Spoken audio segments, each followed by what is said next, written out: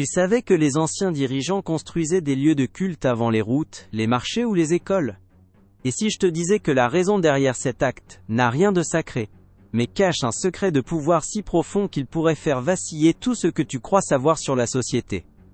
Un secret qui a brisé des peuples, enchaîné des esprits libres, et qui, aujourd'hui encore, tisse une toile invisible pour te garder dans l'ombre. Ce que tu vas entendre va secouer tes certitudes. Il y a une vérité qu'ils ont cachée pendant des siècles. Une vérité qui pourrait renverser leur jeu. Prêt à plonger dans ce mystère? Les religions organisées t'ont vendu un mensonge. Le voici, tu es imparfait, indigne, un pécheur. Tes désirs, ta passion, ton ambition, sont des fautes. Tu dois obéir, te repentir, et passer par un intermédiaire, un guide, un texte sacré, un rituel, pour espérer atteindre le divin. Machiavel, ce maître des jeux de pouvoir, a vu clair dans leur jeu. Dans ses écrits, il dissèque cet artifice avec une froideur chirurgicale. Pour lui, la religion institutionnelle n'est pas créée pour te sauver, mais pour te contrôler. C'est l'arme la plus puissante des dirigeants pour rendre les masses dociles, justifier les lois, les guerres et les sacrifices. Elle inspire la peur et garantit l'obéissance sous un étendard sacré. Qui profite de ce système? Pendant que tu te prosternes, ceux qui sont au sommet accumulent le pouvoir, les richesses et ton silence. Mais il y a une vérité plus explosive encore, une vérité qu'ils craignent par-dessus tout. Cette vérité, c'est que tu es divin. Ton esprit pulse avec l'énergie qui a créé les univers. Tu es un créateur, capable de façonner ta réalité par la puissance de tes pensées, de tes émotions et de ta foi en toi-même. La loi de l'attraction, le karma, la visualisation. Ces lois ne viennent pas d'un temple ou d'un gourou. Elles sont inscrites dans la trame de l'existence. Le mensonge des institutions, comme Machiavel l'a vu, est de te convaincre que tu es indigne pour te garder à genoux. Pendant que tu supplies leur pardon, ils s'emparent de ton pouvoir et appellent ça la vertu. Regarde comment ce mécanisme s'est joué dans l'histoire. Quand les conquistadors ont débarqué dans les Amériques au XVIe siècle, ils brandissaient la croix avec l'épée. Les Aztèques, les Incas, les Mayas, des civilisations riches en savoir ont été écrasées sous prétexte de « sauver leurs âmes ». Les missionnaires ont imposé leurs dogmes, détruit les temples, effacé les traditions, convainquant ces peuples qu'ils étaient des sauvages. Leurs terres, leur or et leur liberté furent volés, et la religion a sanctifié cette violence. En Afrique, le schéma se répète. Durant la traite négrière, les croyances ancestrales de millions d'âmes ont été moquées comme païennes. Les colons, armés de textes sacrés, ont justifié l'esclavage en promettant le salut. Les missionnaires ont prêché la soumission, transformant des peuples libres en esclaves dociles, convaincus que leur souffrance ici-bas était le chemin vers le paradis. En Inde, sous la domination britannique, les missionnaires ont dénoncé l'hindouisme comme une superstition. En Australie, les croyances aborigènes liées à la terre ont été qualifiées de primitives, et les enfants arrachés à leur famille pour effacer leur culture.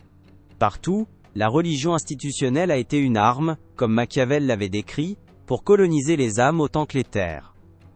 Mais comment te garde-t-on enchaîné aujourd'hui, avec l'outil le plus efficace, la culpabilité? On te fait croire que tu es né imparfait, que tes désirs sont égoïstes, que tes ambitions sont arrogantes. Ce n'est pas de la spiritualité, c'est du chantage psychologique. Pendant que tu te juges, d'autres décident de ton destin. Mais il y a une lumière, une vérité qu'ils craignent. Cette lumière, c'est ton pouvoir créateur. La loi de l'attraction te donne le pouvoir d'attirer ce que tu visualises, avec clarté et émotion. Le karma te rappelle que chaque action, chaque intention te revient amplifiée. La visualisation te permet de dessiner ton futur dans ton esprit, comme un architecte trace les plans d'un chef-d'œuvre.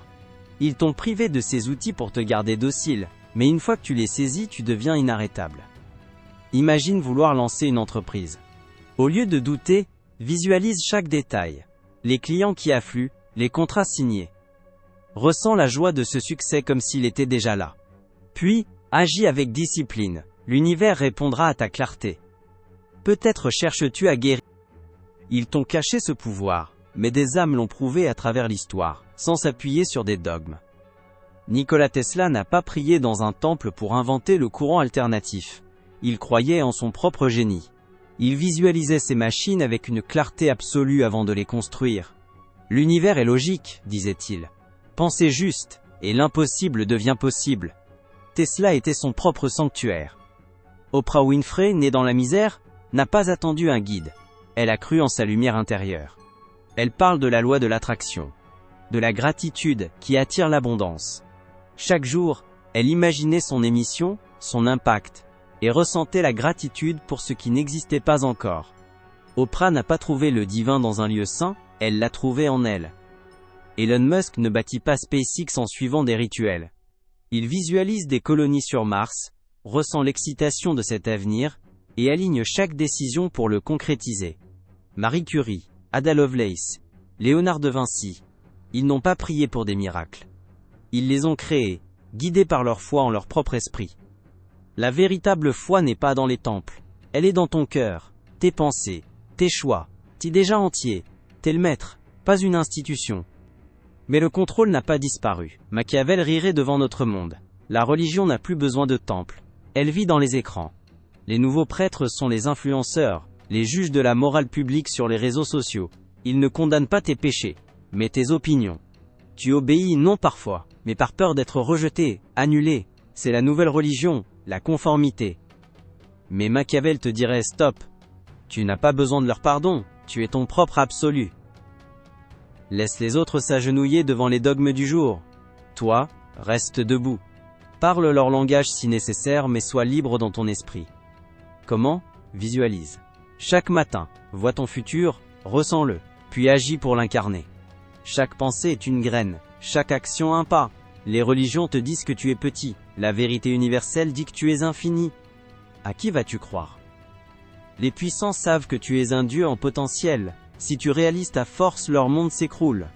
Alors ils te distraient avec la culpabilité, les règles, les écrans. Ils t'ont caché que tes pensées sont une force créatrice. Prends un exemple pratique, veux-tu surmonter une peur? Visualise-toi confiant, ressens cette liberté. Puis agis en affrontant une petite étape chaque jour. Comme prendre la parole une seconde en réunion. Le karma de ton courage te reviendra en confiance. Ces pratiques, visualisation quotidienne, action alignée, foi en toi, sont tes clés pour créer sans limite. Tu es le sanctuaire. Le monde que tu veux est en toi, prêt à être sculpté. Lève-toi, visualise ton futur, agis avec intention, et regarde tes pensées transformer ta réalité. Les puissants trembleront quand tu comprendras enfin qui tu es. Tu n'es pas né pour obéir, pour porter leur chaîne, pour mendier leur pardon. Tu es né pour créer, pour manifester, pour façonner un monde à ton image. Ne laisse pas les dogmes éteindre ta flamme divine. Ta valeur vient de ce que tu construis en silence, avec la clarté d'un Dieu qui sait qu'il est maître de son destin. Cette vérité est une arme. Elle est maintenant entre tes mains. L'utiliser est ton choix, ta responsabilité.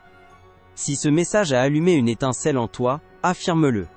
Commente ci-dessous avec cette déclaration de souveraineté, je suis mon propre sanctuaire. Et maintenant la question pour la communauté. Quelle est la première chaîne, mentale ou sociale que vous allez briser avec ce nouveau pouvoir? Partagez votre première action dans les commentaires. Si cette vérité a résonné en vous, montrez-le avec un j'aime, et partagez cette vidéo pour éveiller d'autres esprits libres.